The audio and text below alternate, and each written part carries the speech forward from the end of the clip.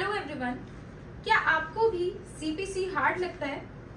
तो चलिए आज मैं अनुष्का आपका सीपीसी थोड़ा आसान बनाते हुए फर्स्ट पार्ट लेकर आ रही हूँ, जिसमें हम डिस्कस करेंगे इंट्रोडक्शन टू सीपीसी। लेकिन उसको जानने से पहले हम ये समझेंगे कि लॉ क्या है।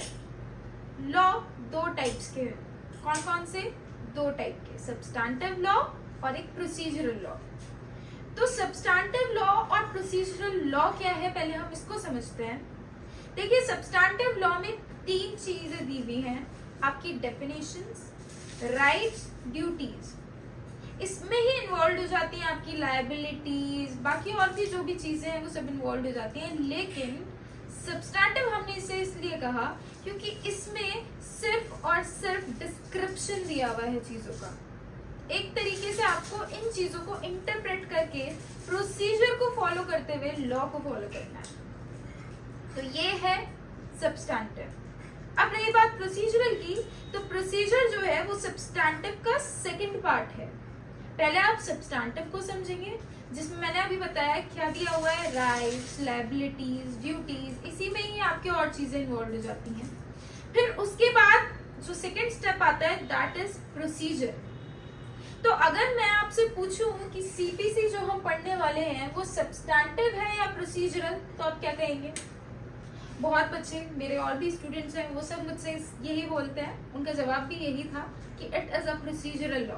कुछ गलत नहीं है अगर आप प्रोसीजरल लॉ बोले, क्योंकि सीपीसी, सिविल प्रोसीजर कोड, अपने आप में ही समझ में आता है कि ये प्रोसीजर कोड है। लेकिन क्या ये कंप्लीटली प्रोसीजर कोड है, या फिर आप ये भी कह सकते हैं कि उसमें कुछ पोर्शन सब्सटैंटिव नेचर का भी है? जी हाँ, ये समझना थोड़ा डिफिकल्ट है, बट आइए हम इसे आसान कर देते हैं समझना। तो मैंने अभी बताया कि सब्सटैंटिव नेचर का क्या है, सब्सटैंटिव लॉ क्या है, जिसमें आपकी राइट्स, आपकी ड्यूटीज, आपकी लायबिलिटीज बताई गई है। फिर उसके बाद आता है प्रोसीजर, जो उसका सेकेंड स्टेप है। यानी कि जो राइट्स, जो लायबिलिटीज, जो ड्यूटीज आपको बताई गई हैं, उसको आपको आगे फॉलो करने के लिए प्रोसीजर फॉलो करना पड़ेगा। बस यही था सब्सटैंटिव और प्रोसीजर। लेकिन सीपीसी को, यानी सिविल प्रोसीजर कोड को, हमने सिर्फ और सिर्फ प्रोसीजरल कोड क्यों बोला, व्हाई नॉट सब्सटैंटिव? और अभी जैसे मैंने आपसे पूछा कि क्या उसमें सब्सटैंटिव नेचर का भी कुछ क्वेश्चन है, तो जी हाँ, हम सीपीसी को डिवाइड करके पढ़ेंगे। और मैंने आपके लिए बहुत इजी स्टेप्स में सीपीसी को डिवाइड किया है 3 पार्ट्स में। कौन कौन से 3 हैं? पहला आता है सेक्शंस, देन कम्स ऑर्डर्स, जो कि किस में है, शेड्यूल्स में है। तो हमने इनको 3 इजी फॉर्मेट में डिवाइड कर लिया। क्या?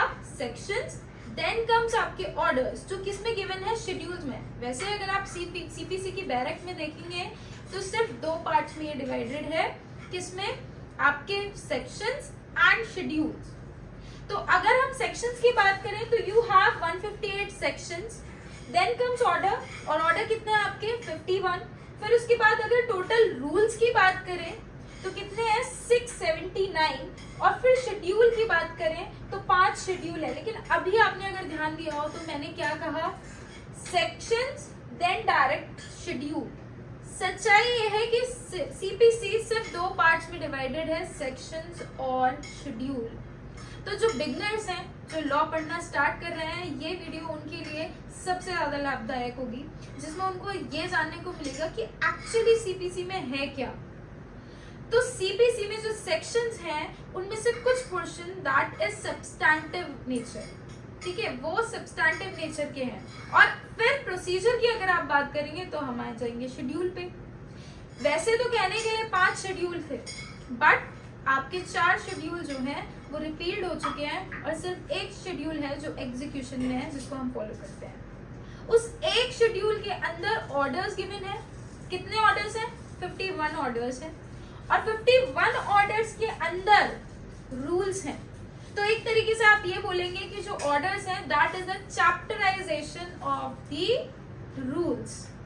तो जितने रूल्स गिवन है, और कितने रूल्स गिवन है, टोटल 679 रूल्स गिवन है, जो किसके अंदर है, 51 ऑर्डर्स के। यानी कि ऑर्डर सिर्फ और सिर्फ चैप्टराइजेशन है। जैसे आप इंग्लिश में पढ़ते हैं ना कि चैप्टर 1 फिर उसका नाम आ गया, चैप्टर 2 देन उसका नाम आ गया, उसके अंदर फिर अलग टॉपिक्स चलते हैं, पहले इंट्रोडक्शन, फिर उसके बाद पैराफ्रेजिंग और वो सब। तो ये क्या है, चैप्टराइजेशन है। ऑर्डर्स भी एक चैप्टराइजेशन है जिसके अंदर रूल्स गिवन है। तो अभी मैंने टोटल बता दिया आपको कितने रूल्स हैं, 679। कितने ऑर्डर्स में, 51 ऑर्डर्स। ऑर्डर्स में मैंने अभी क्या बताया आपको, क्या आता है 51 ऑर्डर्स में, रूल्स। कितने रूल्स हैं, 679। देखिए बार बार मैं रिपीट इस चीज को इसलिए कर रही हूँ क्योंकि यही तरीका है बिगनर्स के लिए सीपीसी को अपने माइंड में सेट करने का। एक बार ये सेट हो गया तो आपको पूरा सारी चीजें इजी हो जाएंगी। It will be a cake for you कि आप धीरे धीरे सारी चीज अपने माइंड में सेट कर पाएंगे। पहले इन चीजों को समझना जरूरी है। तो जो भी मैंने बताया अभी आपको क्या कि सब्सटैंटिव, सब्सटैंटिव क्या है, आपके सेक्शंस है।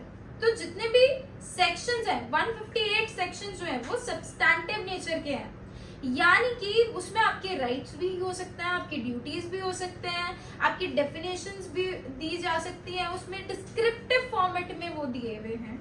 तो जो सेक्शंस डिस्क्रिप्टिव फॉर्म में हैं और उनको ऑर्डर्स के साथ पढ़ेंगे हम, कंबाइंड करके पढ़ेंगे हम, तो वो क्या हो जाएंगे, प्रोसीजरल नेचर के। ठीक है, और वो सेक्शंस जिनको आप सेपरेटली पढ़ते हो वो क्या हो जाएंगे, substantive nature plus procedural nature. कब, जब आप आगे ऑर्डर्स के साथ उनको नहीं पढ़ोगे। लेकिन जब आप किसी सेक्शन को प्रोसीजर के साथ मिलाकर ऐड करके बोलते हो तो वो अपने आप में ही प्रोसीजरल हो गया है। लेकिन कुछ सेक्शंस ऐसे हैं जिनको आप हर ऑर्डर के साथ नहीं पढ़ोगे, कुछ सेक्शंस ऐसे हैं अपने आप में ही प्रोसीजर वाले हैं। ठीक है, तो यही डिस्क्रिप्शन है। एक बार और मैं आपको ये बता देती हूँ कि जितने आपके सेक्शंस हैं, 158 सेक्शन, इसी में ही आपकी सब्सटैंटिव नेचर छुपी हुई है। क्योंकि मैंने अभी क्या बताया कि सब्सटैंटिव नेचर क्या होती है, जिसमें आपका डिस्क्रिप्टिव फॉर्मेट दे रखा हो। तो कई सेक्शंस आपको ऐसे देखने के लिए मिलेंगे जो एक टाइप की डेफिनेशंस दे रहे होंगे, डिस्क्रिप्शन दे रहे होंगे। ठीक है, और उनको आप ऑर्डर्स के साथ नहीं पढ़ोगे, उनको आप सेपरेटली पढ़ोगे।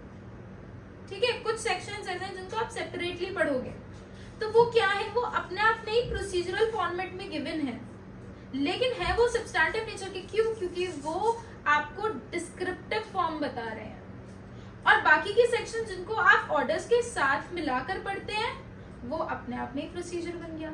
तो यही रीजन है कंबाइंड फॉर्मेट में हम इसको प्रोसीजरल कोड क्यों कहते हैं, व्हाई नॉट सब्सटैंटिव नेचर।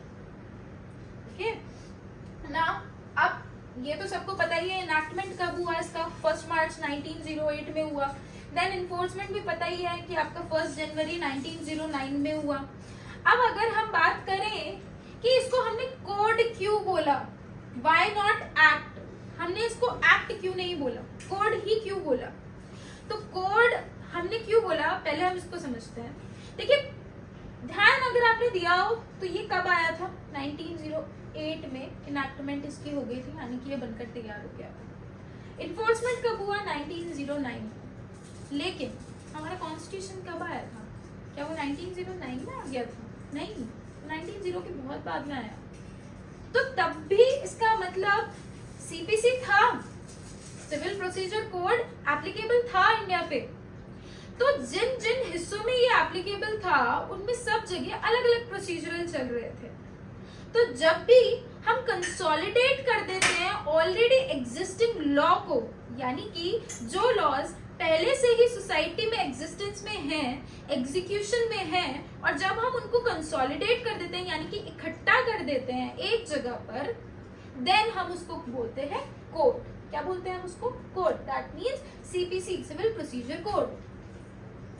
वही जो लॉज आज के सिनारियो के अकॉर्डिंग, आज की सोसाइटी के अकॉर्डिंग डेवलप होते हैं और डेवलपमेंट के थ्रू हमारी पार्लियामेंट जो है उनको बिल के थ्रू पास करती है, वो लॉज कहलाते हैं एक्ट, जब वो बिल के थ्रू पास हो जाते हैं। तो this is the difference with code and act. यही रीजन है कि हमने सीपीसी को सिविल प्रोसीजर कोड बोला, नॉट एक्ट।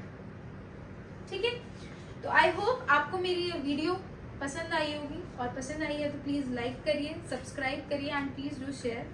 और हम जल्दी मिलेंगे अपनी अगली वीडियो में। Thank you.